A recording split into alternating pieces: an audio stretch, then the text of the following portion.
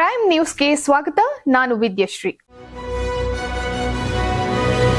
ರಾಜ್ಯ ಸಚಿವ ಸಂಪುಟ ವಿಸ್ತರಣೆಗೆ ಕಾಂಗ್ರೆಸ್ ಹೈಕಮಾಂಡ್ ಅಂತಿಮ ಹಂತದ ಒಪ್ಪಿಗೆ ನೀಡಿರುವಂತಹ ಹಿನ್ನೆಲೆ ಮುಖ್ಯಮಂತ್ರಿ ಡಿಕೆ ಶಿವಕುಮಾರ್ ನೇತೃತ್ವದ ಸರ್ಕಾರದ ಸಚಿವ ಸಂಪುಟ ವಿಸ್ತರಣೆ ಸೋಮವಾರ ನಡೆಯುವಂತಹ ಸಾಧ್ಯತೆ ಹೆಚ್ಚಾಗಿದೆ.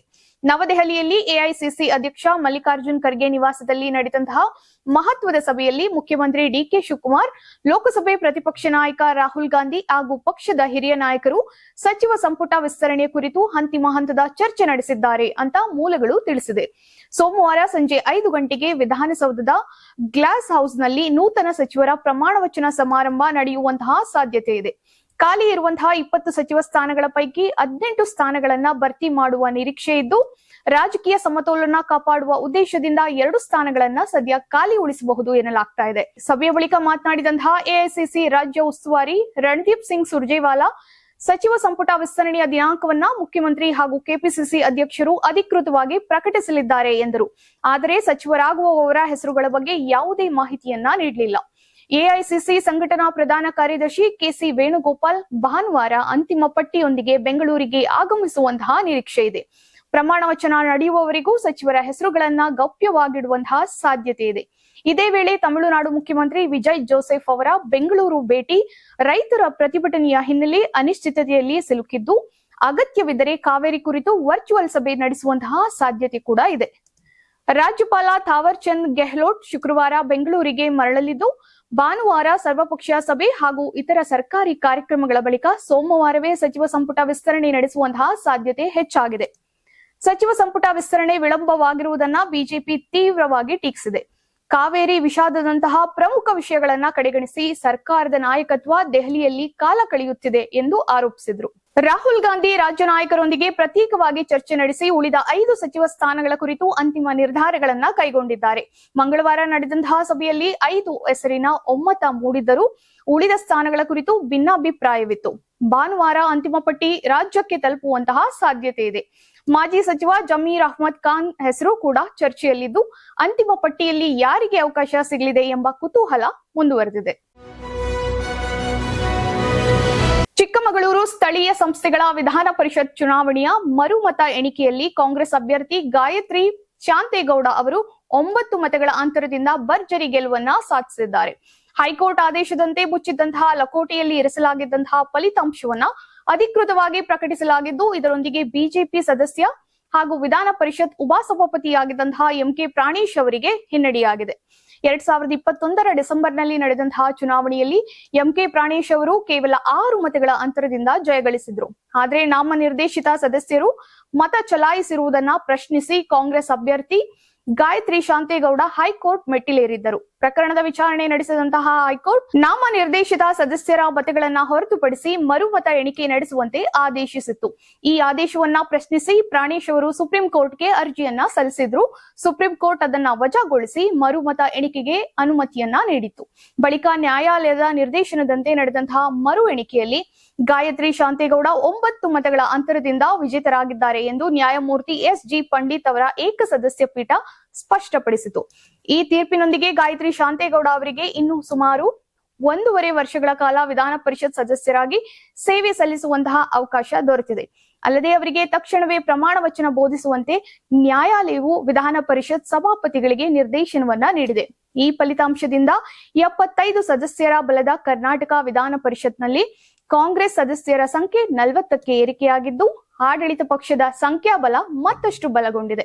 ಮತ್ತೊಂದೆಡೆ ಈ ತೀರ್ಪು ಸ್ಥಳೀಯ ಸಂಸ್ಥೆಗಳ ಚುನಾವಣೆಯಲ್ಲಿ ನಾಮನಿರ್ದೇಶಿತ ಸದಸ್ಯರ ಮತದಾನದ ಮಾನ್ಯತೆ ಕುರಿತು ಮಹತ್ವದ ಕಾನೂನು ಸ್ಪಷ್ಟತೆಯನ್ನ ನೀಡಿದೆ. ಕಾಂಗ್ರೆಸ್ ಕಾರ್ಯಕರ್ತರು ಚಿಕ್ಕಮಗಳೂರಿನಲ್ಲಿ ಸಂಭ್ರಮಾಚರಣೆಯನ್ನ ನಡೆಸಿದ್ದು, ಬಿಜೆಪಿ ಮುಂದಿನ ಕಾನೂನು ಹೋರಾಟದ ಬಗ್ಗೆ ಚಿಂತನೆಯನ್ನ ನಡೆಸ್ತಾ ಇದೆ. ಧಾರವಾಡದ ಐ ಪ್ರೊಫೈಲ್ ಮರ್ಡರ್ ಕೇಸ್ನಲ್ಲಿ ಮಾಜಿ ಸಚಿವ ಕಾಂಗ್ರೆಸ್ನ ಶಾಸಕ ವಿಜಯ್ ಕುಲಕರ್ಣಿಗೆ ಇಂದು ಬಿಗ್ ರಿಲೀಫ್ ಸಿಕ್ಕಿದೆ. ಬಿಜೆಪಿ ಮುಖಂಡ ಯೋಗೇಶ್ ಗೌಡ ಕೊಲೆ ಪ್ರಕರಣದಲ್ಲಿ ಹೈಕೋರ್ಟ್ ಜಾಮೀನನ್ನ ನೀಡಿದೆ.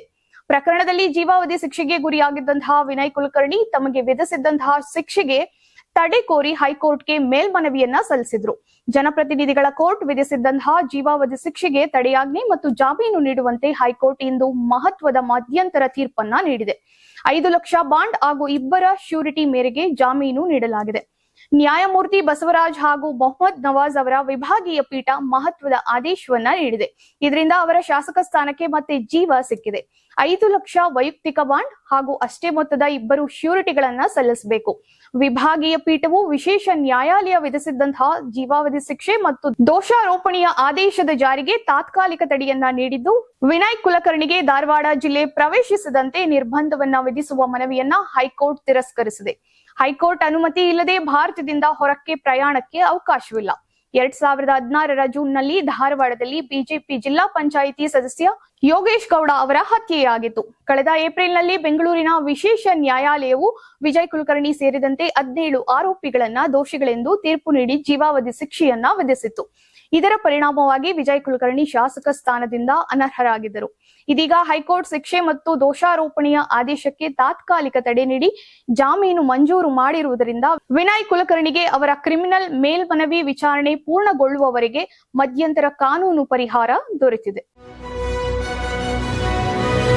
ತಮಿಳುನಾಡಿಗೆ ಕಾವೇರಿ ನೀರು ಹಂಚಿಕೆ ವಿಚಾರದಲ್ಲಿ ಸಿಡಬ್ಲ್ಯೂಎಂಎ ಆದೇಶವನ್ನ ವಿರೋಧಿಸಿ ರಾಜ್ಯದಲ್ಲಿ ಭುಗಿಲೆದ್ದಿರುವಂತಹ ರೈತರ ಹೋರಾಟವನ್ನ ಮತ್ತಷ್ಟು ತೀವ್ರಗೊಳಿಸಲು ಕನ್ನಡಪರ ಸಂಘಟನೆಗಳು ಹಾಗೂ ರೈತ ಸಂಘಟನೆಗಳು ಮುಂದಾಗಿದೆ.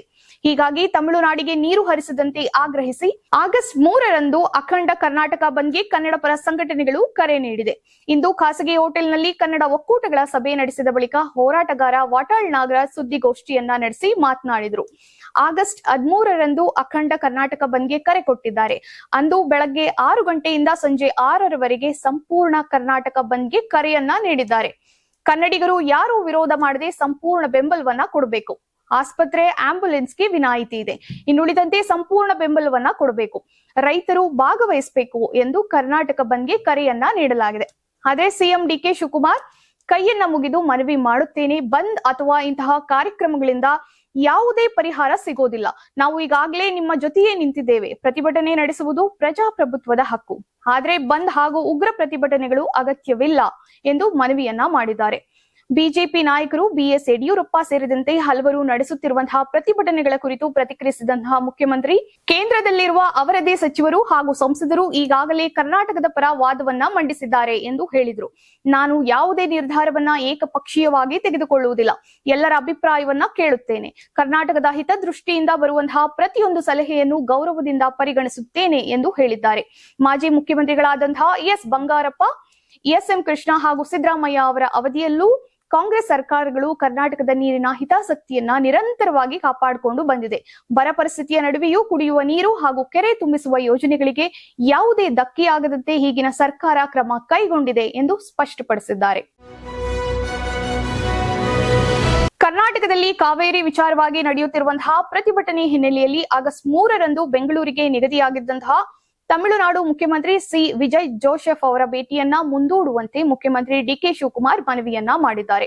ಕಾವೇರಿ ನೀರು ಹಂಚಿಕೆ ಪ್ರಾಧಿಕಾರ ಸಿಡಬ್ಲ್ಯೂಎಂಎ ತಮಿಳುನಾಡಿಗೆ 15 ದಿನಗಳ ಕಾಲ ಪ್ರತಿದಿನ 3500 ಕ್ಯೂಸೆಕ್ಸ್ ನೀರು ಹರಿಸುವಂತೆ ನೀಡಿರುವಂತಹ ನಿರ್ದೇಶನದ ಹಿನ್ನೆಲೆಯಲ್ಲಿ ರಾಜ್ಯದಲ್ಲಿ ಉದ್ವಿಗ್ನ ವಾತಾವರಣ ನಿರ್ಮಾಣವಾಗಿರುವುದರಿಂದ ಸಿಎಂ ಡಿಕೆಶಿ ಈ ಮನವಿಯನ್ನ ಮಾಡಿದ್ದಾರೆ ಎನ್ನಲಾಗ್ತಾ ಇದೆ.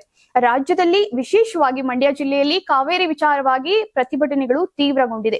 ಪ್ರತಿಭಟನಾಕಾರರು ವಿಜಯ್ ಅಭಿನಯದ ಇತ್ತೀಚೆಗೆ ಬಿಡುಗಡೆಯಾದಂತಹ ಜನನಾಯಕನ್ ಚಿತ್ರದ ಪೋಸ್ಟರ್ಗಳನ್ನ ಹರಿದು ಹಾಕಿದ್ದು, ಕೆಲವೆಡೆ ಚಿತ್ರ ಪ್ರದರ್ಶನವನ್ನು ಸ್ಥಗಿತಗೊಳಿಸುವಂತೆ ಒತ್ತಾಯಿಸಿದ್ದಾರೆ. ಈ ಹಿನ್ನೆಲೆಯಲ್ಲಿ ಆರಂಭದಲ್ಲಿ ತಮಿಳುನಾಡು ಮುಖ್ಯಮಂತ್ರಿಯವರನ್ನ ಸ್ವಾಗತಿಸಲು ಸರ್ಕಾರ ಸಿದ್ಧತೆ ನಡೆಸಿದ್ದರೂ ಸಚಿವ ಸಂಪುಟದ ಸಹೋದ್ಯೋಗಿಗಳು ಹಾಗೂ ಕಾನೂನು ತಜ್ಞರೊಂದಿಗೆ ಚರ್ಚಿಸಿದ ಬಳಿಕ ಭೇಟಿಯನ್ನ ಮುಂದೂಡುವಂತಹ ನಿರ್ಧಾರವನ್ನ ಕೈಗೊಳ್ಳಲಾಗಿದೆ ಎಂದು ಡಿಕೆ ಶಿವಕುಮಾರ್ ತಿಳಿಸಿದ್ದಾರೆ. ತಾತ್ಕಾಲಿಕವಾಗಿ ತಮ್ಮ ಭೇಟಿಯನ್ನ ಮುಂದೂಡಬೇಕೆಂದು ನಾನು ಮನವಿ ಮಾಡಿದ್ದೇನೆ. ಈಗ ಪರಿಸ್ಥಿತಿ ನಿಧಾನವಾಗಿ ಸುಧಾರಿಸ್ತಾ ಇದೆ. ಉತ್ತಮ ಮಳೆಯಾಗುತ್ತಿದ್ದು ಜಲಾಶಯಗಳಿಗೆ ನೀರಿನ ಹರಿವು ಹೆಚ್ಚುತ್ತಿದೆ. ಪರಿಸ್ಥಿತಿ ಸಂಪೂರ್ಣ ಶಾಂತವಾದ ಬಳಿಕ ಸ್ನೇಹಪೂರ್ವಕ ವಾತಾವರಣದಲ್ಲಿ ಸಭೆ ನಡೆಸೋಣ ಎಂದು ಅವರು ಸುದ್ದಿಗಾರರೊಂದಿಗೆ ಮಾತನಾಡಿದ್ದಾರೆ. ಈ ಕುರಿತು ಈಗಾಗಲೇ ತಮಿಳುನಾಡು ಮುಖ್ಯಮಂತ್ರಿಯವರೊಂದಿಗೆ ಮಾತನಾಡಿದ್ದು, ಆಗಸ್ಟ್ 3ರ ಬದಲು ಪರಸ್ಪರ ಅನುಕೂಲಕರ ದಿನಾಂಕವನ್ನ ನಿಗದಿಪಡಿಸೋಣ ಎಂದು ಮತ್ತೊಮ್ಮೆ ಮನವಿ ಮಾಡುವುದಾಗಿ ಹೇಳಿದರು. ಅಲ್ಲದೆ ನಮ್ಮ ರಾಜ್ಯಕ್ಕೆ ಅತಿಥಿಗಳು ಬಂದಾಗ ಅವರನ್ನ ಆತ್ಮೀಯವಾಗಿ ಸ್ವಾಗತಿಸಬೇಕು. ಕರ್ನಾಟಕ ಎಂದಿಗೂ ಎಲ್ಲಾ ರಾಜ್ಯದ ಜನರನ್ನ ಗೌರವದಿಂದ ಬರಮಾಡಿಕೊಂಡಿದೆ. ಯಾರ ಭಾವನೆಗೂ ಧಕ್ಕೆ ಉಂಟಾಗಬಾರದು ಎಂದು ಡಿಕೆ ಶಿವಕುಮಾರ್ ಹೇಳಿದ್ದಾರೆ. ಕರ್ನಾಟಕ ಶಾಂತಿ ಪ್ರಿಯ ರಾಜ್ಯವಾಗಿದ್ದು ಶಾಂತಿ ಕಾಪಾಡುವುದು ಪ್ರತಿಯೊಬ್ಬರ ಜವಾಬ್ದಾರಿಯಾಗಿದೆ ಎಂದ ಅವರು, ತಮಿಳುನಾಡಿನ ಸಾವಿರಾರು ಜನ ಕರ್ನಾಟಕದಲ್ಲಿ ಕೆಲಸ ಮಾಡುತ್ತಿದ್ದಾರೆ. ಹಾಗೂ ಅನೇಕ ಕನ್ನಡಿಗರು ತಮಿಳುನಾಡಿನಲ್ಲಿ ಉದ್ಯೋಗ ಮಾಡುತ್ತಿದ್ದಾರೆ ಎಂದು ನೆನಪಿಸಿದ್ರು. ಯಾರಿಗೂ ಯಾವುದೇ ತೊಂದರೆ ಆಗಬಾರದು. ಭಾವೋದ್ವೇಗದ ಆಧಾರದ ಮೇಲೆ ನಿರ್ಧಾರಗಳನ್ನ ತೆಗೆದುಕೊಳ್ಳಲು ಸಾಧ್ಯವಿಲ್ಲ. ಭೇಟಿಯನ್ನ ಮುಂದೂಡುವಂತಹ ನಿರ್ಧಾರವು ಕೇವಲ ಉತ್ತಮ ವಾತಾವರಣದಲ್ಲಿ ಮಾತುಕತೆ ನಡೆಸುವ ಉದ್ದೇಶದಿಂದ ಮಾತ್ರ ತೆಗೆದುಕೊಳ್ಳಲಾಗಿದೆ. ಸರ್ಕಾರ ಈಗಾಗಲೇ ಭೇಟಿ ಸಿದ್ಧತೆಗಳನ್ನ ಆರಂಭಿಸಿತ್ತು ಎಂದು ಹೇಳಿದರು. ಕಾವೇರಿ ನದಿ ನೀರು ಹಂಚಿಕೆ ವಿವಾದ ಮತ್ತಷ್ಟು ತೀವ್ರವಾಗಿರುವಂತಹ ನಡುವೆ ತಮಿಳುನಾಡು ಮುಖ್ಯಮಂತ್ರಿ ಜೋಸೆಫ್ ವಿಜಯ್ ಅವರನ್ನ ಕೆಆರ್ಎಸ್ ಜಲಾಶಯಕ್ಕೆ ಕರೆತಂದು ರಾಜ್ಯದ ವಾಸ್ತವ ಪರಿಸ್ಥಿತಿಯನ್ನ ತೋರಿಸಿ ಎಂದು ಮಾಜಿ ಮುಖ್ಯಮಂತ್ರಿ ಬಿಎಸ್ ಯಡಿಯೂರಪ್ಪ ಮುಖ್ಯಮಂತ್ರಿ ಡಿಕೆ ಶಿವಕುಮಾರ್ ಅವರಿಗೆ ಸವಾಲನ್ನ ಹಾಕಿದ್ದಾರೆ. ಮಂಡ್ಯದ ಕೆಆರ್ಎಸ್ ಜಲಾಶಯದ ಬಳಿ ಬಿಜೆಪಿ ಆಯೋಜಿಸಿದ್ದಂತಹ ಬೃಹತ್ ಪ್ರತಿಭಟನೆಯಲ್ಲಿ ಮಾತನಾಡಿದಂತಹ ಅವರು, ರಾಜ್ಯದಲ್ಲಿ ನೀರಿನ ಸಂಗ್ರಹ ತೀವ್ರವಾಗಿ ಕುಸಿದಿದ್ದು ಮುಂದಿನ ದಿನಗಳಲ್ಲಿ ಕುಡಿಯುವ ನೀರಿಗೂ ಸಮಸ್ಯೆ ಎದುರಾಗುವಂತಹ ಸಾಧ್ಯತೆ ಇದೆ. ಈ ವಾಸ್ತವವನ್ನ ತಮಿಳುನಾಡು ಮುಖ್ಯಮಂತ್ರಿಗೆ ಮನವರಿಕೆ ಮಾಡಿಕೊಡಬೇಕಿತ್ತು ಎಂದು ಹೇಳಿದರು. ಕಾವೇರಿ ನೀರಿನ ವಿಚಾರದಲ್ಲಿ ರಾಜ್ಯ ಸರ್ಕಾರ ಸಮಯಕ್ಕೆ ಸರಿಯಾಗಿ ಸುಪ್ರೀಂ ಕೋರ್ಟ್ ಹಾಗೂ ಸಂಬಂಧಿತ ಪ್ರಾಧಿಕಾರಗಳ ಮುಂದೆ ಪರಿಣಾಮಕಾರಿ ವಾದವನ್ನ ಮಂಡಿಸಲು ವಿಫಲವಾಗಿದೆ ಎಂದು ಆರೋಪಿಸಿದಂತಹ ಯಡಿಯೂರಪ್ಪ, ಮುಖ್ಯಮಂತ್ರಿ ಪ್ರಾಮಾಣಿಕರಾಗಿದ್ದರೆ ಕೆಆರ್ಎಸ್ ನಿಂದ ಹನಿ ನೀರನ್ನು ಬಿಡುವುದಿಲ್ಲ ಎಂದು ಘೋಷಿಸಬೇಕಿತ್ತು ಎಂದು ಕಿಡಿಕಾರಿದ್ದಾರೆ. ರಾಜ್ಯದ ಹಿತಕ್ಕಿಂತ ಸಚಿವ ಸಂಪುಟ ವಿಸ್ತರಣೆಯ ರಾಜಕೀಯಕ್ಕೆ ಹೆಚ್ಚಿನ ಆದ್ಯತೆಯನ್ನ ನೀಡಲಾಗಿದೆ ಎಂದು ಟೀಕಿಸಿದರು. ಕಾವೇರಿ ಸಮಸ್ಯೆಗೆ ಶಾಶ್ವತವಾದಂತಹ ಪರಿಹಾರವನ್ನ ಕಂಡುಕೊಳ್ಳಲು ಮೇಕೆದಾಟು ಯೋಜನೆಯನ್ನ ತಕ್ಷಣವೇ ಜಾರಿಗೆ ತರಬೇಕು. ರೈತರ ಹಿತಾಸಕ್ತಿಯ ವಿಷಯದಲ್ಲಿ ಬಿಜೆಪಿ ಸದಾ ಅವರೊಂದಿಗೆ ನಿಲ್ಲಲಿದೆ ಎಂದು ಭರವಸೆಯನ್ನ ನೀಡಿದರು. ವಿಧಾನಸಭೆ ವಿರೋಧ ಪಕ್ಷದ ನಾಯಕ ಆರ್ ಅಶೋಕ್ ಕೂಡ ಸರ್ಕಾರದ ವಿರುದ್ಧ ವಾಗ್ದಾಳಿಯನ್ನ ನಡೆಸಿದ್ರು. ಕಾವೇರಿ ವಿಚಾರದಲ್ಲಿ ಸರ್ಕಾರ ಸಮರ್ಪಕ ಕಾನೂನು ಹೋರಾಟವನ್ನ ನಡೆಸಿಲ್ಲ. ನೀರಿನ ಕೊರತೆಯನ್ನ ನ್ಯಾಯಾಧೀಕರಣದ ಮುಂದೆ ಸಮರ್ಥವಾಗಿ ಮಂಡಿಸಲು ವಿಫಲವಾಗಿದೆ ಎಂದು ಆರೋಪಿಸಿದರು. ರೈತರಿಗೆ ಬೆಳೆ ಬೆಳೆಯಬೇಡಿ ಎಂದು ಹೇಳಿದಂತಹ ಸರ್ಕಾರ ಪರ್ಯಾಯ ವ್ಯವಸ್ಥೆ, ಪರಿಹಾರ ಅಥವಾ ಬರಗಾಲ ಘೋಷಣೆ ಯಾವುದನ್ನೂ ಮಾಡಿಲ್ಲ ಎಂದು ಟೀಕಿಸಿದ್ದಾರೆ. ವಿಧಾನ ಪರಿಷತ್ ವಿಪಕ್ಷ ನಾಯಕ ಚಲವಾದಿ ನಾರಾಯಣಸ್ವಾಮಿ ಮಾತನಾಡಿ, ರಾಜ್ಯದ ನೀರಿನ ಸಂಕಷ್ಟವನ್ನ ಸಂಬಂಧಿತ ಪ್ರಾಧಿಕಾರಗಳ ಮುಂದೆ ಸರ್ಕಾರ ಸಮರ್ಪಕವಾಗಿ ಮಂಡಿಸಿಲ್ಲ. ಯಾವುದೇ ಕಾರಣಕ್ಕೂ ಕೆಆರ್ಎಸ್ ನಿಂದ ನೀರು ಬಿಡುವುದಿಲ್ಲ ಎಂಬ ಸ್ಪಷ್ಟ ನಿಲುವು ಸರ್ಕಾರ ತೆಗೆದುಕೊಂಡರೆ ಬಿಜೆಪಿ ಸಂಪೂರ್ಣ ಬೆಂಬಲವನ್ನ ನೀಡಲಿದೆ ಎಂದು ಹೇಳಿದರು.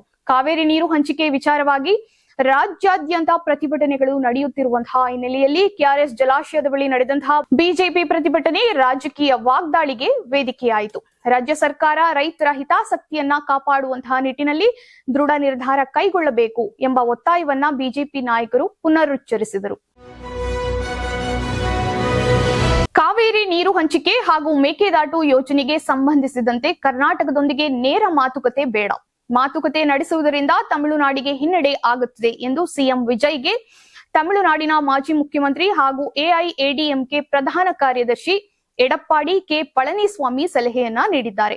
ಸೇಲಂನಲ್ಲಿ ಮಾಧ್ಯಮಗಳೊಂದಿಗೆ ಮಾತನಾಡಿದಂತಹ ಎಡಪ್ಪಾಡಿ ಕೆ ಪಳನಿಸ್ವಾಮಿ, ಕರ್ನಾಟಕ ಸರ್ಕಾರದೊಂದಿಗೆ ಸಿಎಂ ಜೋಸೆಫ್ ನೇರ ಮಾತುಕತೆ ನಡೆಸುವುದು ಬೇಡ. ಇದರಿಂದ ತಮಿಳುನಾಡಿಗೆ ರಾಜಕೀಯ ಹಾಗೂ ಕಾನೂನಾತ್ಮಕವಾಗಿ ಹಿನ್ನಡೆಯಾಗಲಿದೆ. ಕೋರ್ಟ್ ಆದೇಶದ ಮೂಲಕವೇ ಕಾನೂನು ನೀರು ಪಡೆದುಕೊಳ್ಳಬೇಕೇ ಹೊರತು ಮಾತುಕತೆಯಿಂದಲ್ಲ. ಕಾವೇರಿ ನೀರು ಹಾಗೂ ಮೇಕೆದಾಟು ಯೋಜನೆಯಲ್ಲಿ ಯಾವುದೇ ರಾಜಿ ಮಾಡಿಕೊಳ್ಳಬಾರದು. ತಮಿಳುನಾಡು ಸಿಎಂ ತಮ್ಮ ನಿರ್ಧಾರವನ್ನ ಮರುಪರಿಶೀಲಿಸುವಂತೆ ಆಗ್ರಹಿಸಿದರು. ಕರ್ನಾಟಕ ಸರ್ಕಾರದ ಧೋರಣೆ ವಿರುದ್ಧ ವಾಗ್ದಾಳಿ ಮಾಡಿದಂತಹ ಎಡಪ್ಪಾಡಿ ಕೆ ಪಳನಿಸ್ವಾಮಿ, ತಮಿಳುನಾಡು ಮುಖ್ಯಮಂತ್ರಿಗೆ ಕರ್ನಾಟಕಕ್ಕೆ ಭೇಟಿ ನೀಡುವಂತೆ ಆಹ್ವಾನ ನೀಡಿ ಹೆಲಿಕಾಪ್ಟರ್ ವ್ಯವಸ್ಥೆ ಮಾಡುವುದಾಗಿ ಹೇಳಿರುವಂತಹ ಕರ್ನಾಟಕ ಸರ್ಕಾರದ ಆಫರ್ನಿಂದ ತಮಿಳುನಾಡಿಗೆ ಯಾವುದೇ ಪ್ರಯೋಜನವಿಲ್ಲ. ಕರ್ನಾಟಕಕ್ಕೆ ಭೇಟಿ ನೀಡುವ ಆಹ್ವಾನ ಎಂದರೆ ತಮಿಳುನಾಡಿಗೆ ನೀರು ಬಿಡುವುದಿಲ್ಲ ಎಂದೇ ಅರ್ಥ ಎಂದು ಅವರು ಕಿಡಿಕಾರಿದ್ದಾರೆ.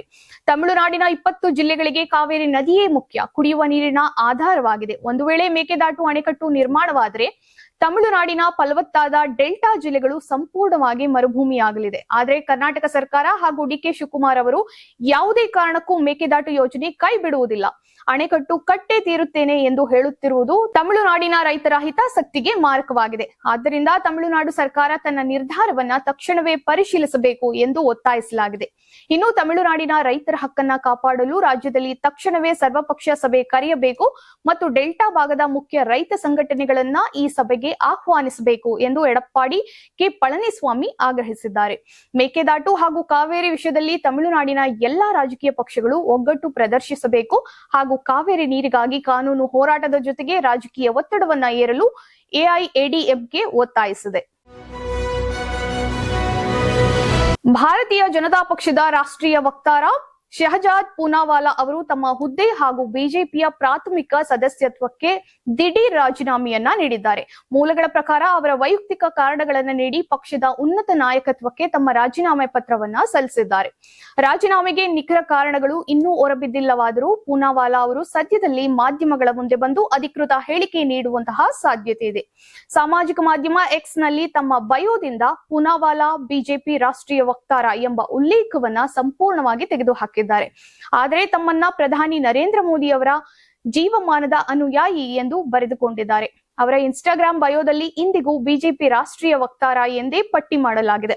2017ರಲ್ಲಿ ಕಾಂಗ್ರೆಸ್ನ ಆಂತರಿಕ ಚುನಾವಣಾ ಪ್ರಕ್ರಿಯೆಯನ್ನ ಬಹಿರಂಗವಾಗಿ ಪ್ರಶ್ನಿಸಿ ರಾಹುಲ್ ಗಾಂಧಿ ಅವರನ್ನ ಅಧ್ಯಕ್ಷರನ್ನಾಗಿ ಮಾಡಲು ಪ್ರಕ್ರಿಯೆಯನ್ನ ದುರುಪಯೋಗ ಪಡಿಸಿಕೊಳ್ಳಲಾಗಿದೆ ಎಂದು ಆರೋಪಿಸಿ ಸುದ್ದಿಯಾಗಿದ್ದರು. ಈ ವಿವಾದದಿಂದಾಗಿ ಅವರು ಕಾಂಗ್ರೆಸ್ ಪಕ್ಷ ಮಾತ್ರವಲ್ಲದೆ ತಮ್ಮ ಸ್ವಂತ ಕುಟುಂಬ ಹಾಗೂ ಸಹೋದರ ತೆಹ್ಸೀನ್ ಪೂನಾವಾಲಾ ಅವರೊಂದಿಗೂ ಸಾರ್ವಜನಿಕವಾಗಿ ದೂರವಾಗಬೇಕಾಯಿತು. ತದನಂತರ ಬಿಜೆಪಿ ಸೇರಿದಂತಹ ಪೂನಾವಾಲಾ ರಾಷ್ಟ್ರೀಯ ವಕ್ತಾರರಾಗಿ ನೇಮಕಗೊಂಡು ಟಿವಿ ಚಾನೆಲ್ಗಳ ಚರ್ಚೆಗಳಲ್ಲಿ ಪಕ್ಷದ ಪ್ರಬಲ ಧ್ವನಿಯಾಗಿ ಗುರುತಿಸಿಕೊಂಡಿದ್ದರು.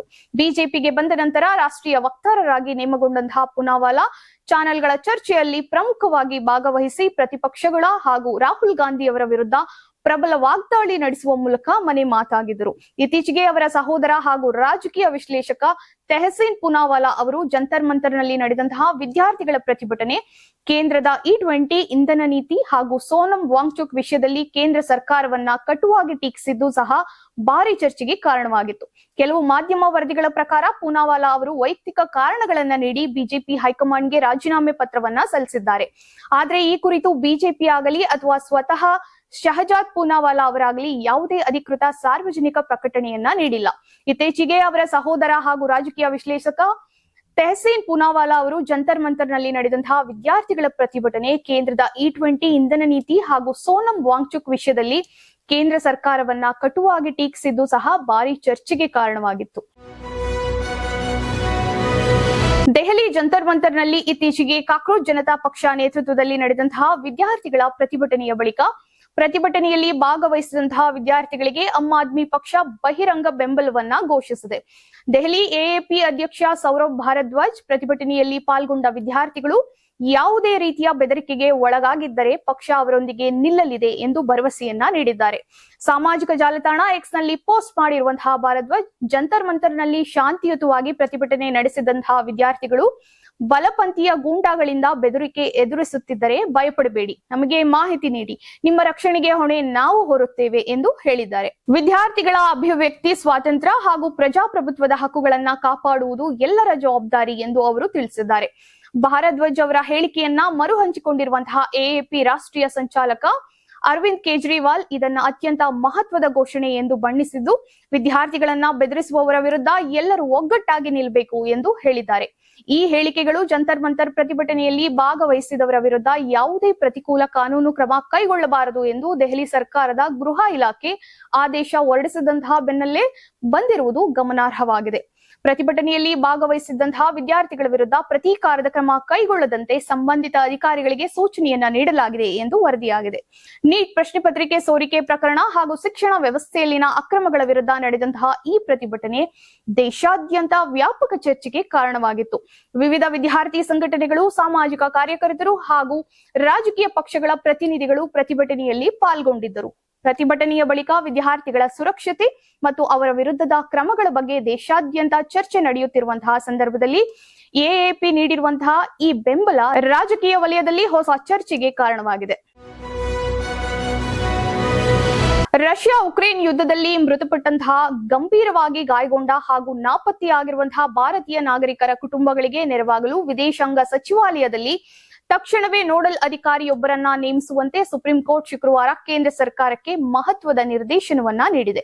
ಭಾರತದ ಮುಖ್ಯ ನ್ಯಾಯಮೂರ್ತಿ ಸೂರ್ಯಕಾಂತ್, ನ್ಯಾಯಮೂರ್ತಿಗಳಾದಂತಹ ಜೋಯ್ ಮಲ್ಯ ಬಾಗ್ಚಿ ಮತ್ತು ವಿ ಮೋಹನ್ ಅವರನ್ನೊಳಗೊಂಡಂತಹ ತ್ರಿಪೀಠವು ಈ ಕುರಿತು ಸಲ್ಲಿಕೆಯಾಗಿದ್ದಂತಹ ಸಾರ್ವಜನಿಕ ಹಿತಾಸಕ್ತಿ ಅರ್ಜಿಯ ವಿಚಾರಣೆಯನ್ನ ನಡೆಸಿ ಈ ತೀರ್ಪನ್ನ ನೀಡಿದೆ. ಸಂತ್ರಸ್ತ ಕುಟುಂಬಗಳಿಗೆ ಸಂಪೂರ್ಣ ಮಾಹಿತಿಗಳನ್ನ ಸ್ಥಳೀಯ ಪ್ರಾದೇಶಿಕ ಭಾಷೆಗಳಲ್ಲೇ ಒದಗಿಸಬೇಕು ಎಂದು ಪೀಠ ವಿದೇಶಾಂಗ ಸಚಿವಾಲಯಕ್ಕೆ ಸೂಚಿಸಿದೆ. ರಷ್ಯಾದ ರಷ್ಯಾದಲ್ಲಿ ಮೃತಪಟ್ಟ ಯೋಧರು ನಾಗರಿಕರ ಗುರುತು ಪತ್ತೆ ಹಚ್ಚಲು ಕುಟುಂಬಸ್ಥರ DNA ಪರೀಕ್ಷೆಗೆ ವ್ಯವಸ್ಥೆಯನ್ನ ಮಾಡಬೇಕು. ಮೃತದೇಹಗಳನ್ನ ಭಾರತಕ್ಕೆ ತರಲು ಅಥವಾ ಅಂತಿಮ ವಿಧಿವಿಧಾನವನ್ನ ನೆರವೇರಿಸಲು ಹಣಕಾಸಿನ ಪರಿಹಾರದ ಪ್ರಕ್ರಿಯೆಯ ನೆಪದಲ್ಲಿ ವಿಳಂಬ ಮಾಡಬಾರದು ಎಂದು ಕೋರ್ಟ್ ಸ್ಪಷ್ಟಪಡಿಸಿದೆ. ರಾಷ್ಟ್ರೀಯ ಹಾಗೂ ರಾಜ್ಯ ಕಾನೂನು ಸೇವೆಗಳ ಪ್ರಾಧಿಕಾರಗಳು ರಷ್ಯಾದಿಂದ ಪರಿಹಾರ ಪಡೆಯಲು ಹಾಗೂ ದಾಖಲೆಗಳನ್ನ ಸಲ್ಲಿಸಲು ಸಂತ್ರಸ್ತ ಕುಟುಂಬಗಳಿಗೆ ಉಚಿತ ಕಾನೂನು ನೆರವು ನೀಡಬೇಕು. ರಷ್ಯಾದಲ್ಲಿರುವಂತಹ ಭಾರತೀಯ ರಾಯಭಾರ ಕಚೇರಿಯ ಮುಖಾಂತರವೇ ನಷ್ಟ ಪರಿಹಾರದ ಹಕ್ಕುಗಳನ್ನ ಸಲ್ಲಿಸಲು ಅನುಕೂಲವಾಗುವಂತೆ ಏಕೀಕೃತ ಮಾರ್ಗದರ್ಶಿ ಡಾಕೆಟ್ ಒಂದನ್ನ ಸಿದ್ಧಪಡಿಸಲು ಸಚಿವಾಲಯಕ್ಕೆ ಕೋರ್ಟ್ ತಿಳಿಸಿದೆ. ರಷ್ಯಾ ಆಡಳಿತ ಮತ್ತು ಸೇನೆಯಿಂದ ಬರುವಂತಹ ರಷ್ಯನ್ ಭಾಷೆಯ ಅಧಿಕೃತ ದಾಖಲೆಗಳನ್ನ ಹಿಂದಿ ಹಾಗೂ ಆಯಾ ರಾಜ್ಯಗಳ ಸ್ಥಳೀಯ ಭಾಷೆಗಳಿಗೆ ಭಾಷಾಂತರಿಸಿ ಕುಟುಂಬಗಳಿಗೆ ತಲುಪಿಸುವ ಜವಾಬ್ದಾರಿಯನ್ನ MEAಗೆ ವಹಿಸಲಾಗಿದೆ. 2024 ಮತ್ತು 25ರ ಅವಧಿಯಲ್ಲಿ ಭಾರತದ ಹಲವಾರು ಯುವಕರಿಗೆ ರಷ್ಯಾದಲ್ಲಿ ಭದ್ರತಾ ಸಿಬ್ಬಂದಿ, ನಿರ್ಮಾಣ ಹಾಗೂ ಸೇವಾ ವಲಯಗಳಲ್ಲಿ ಕೆಲಸ ಕೊಡಿಸುವುದಾಗಿ ನಂಬಿಸಿ ಕರೆದೊಯ್ಯಲಾಗಿತ್ತು. ರಷ್ಯಾ ತಲುಪಿದ ತಕ್ಷಣ ಖಾಸಗಿ ಏಜೆಂಟ್ಗಳು ಯುವಕರ ಪಾಸ್ಪೋರ್ಟ್ ಗಳನ್ನ ಮುಟ್ಟುಗೋಲು ಹಾಕಿಕೊಂಡು ಅವರನ್ನ ಬಲವಂತವಾಗಿ ರಷ್ಯಾ ಸೇನೆಗೆ ಸೇರ್ಪಡೆಗೊಳಿಸಿ ಯುದ್ಧ ಭೂಮಿಯಲ್ಲಿ ಬಿಟ್ಟಿದ್ದರು. ಪ್ರಧಾನಿ ನರೇಂದ್ರ ಮೋದಿ ಅವರು ರಷ್ಯಾ ಪ್ರವಾಸ ಕೈಗೊಂಡಿದ್ದಂತಹ ವೇಳೆ ರಷ್ಯಾ ಅಧ್ಯಕ್ಷ ವ್ಲಾಡಿಮಿರ್ ಪುಟಿನ್ ಅವರೊಂದಿಗೆ ಈ ವಿಚಾರವಾಗಿ ಚರ್ಚಿಸಿ ರಷ್ಯಾ ಸೇನೆಯಲ್ಲಿದ್ದಂತಹ ಭಾರತೀಯರನ್ನ ಬಿಡುಗಡೆಗೊಳಿಸಲು ಮನವಿಯನ್ನ ಮಾಡಿದ್ದರು. ಅನೇಕರನ್ನ ಮರಳಿ ಕರೆತರಲಾಗಿದೆಯಾದರೂ ಇನ್ನೂ ಹಲವರು ನಾಪತ್ತೆಯಾಗಿದ್ದಾರೆ ಹಾಗೂ ಕೆಲವರು ಯುದ್ಧದಲ್ಲಿ ಪ್ರಾಣವನ್ನ ಕಳೆದುಕೊಂಡಿದ್ದಾರೆ.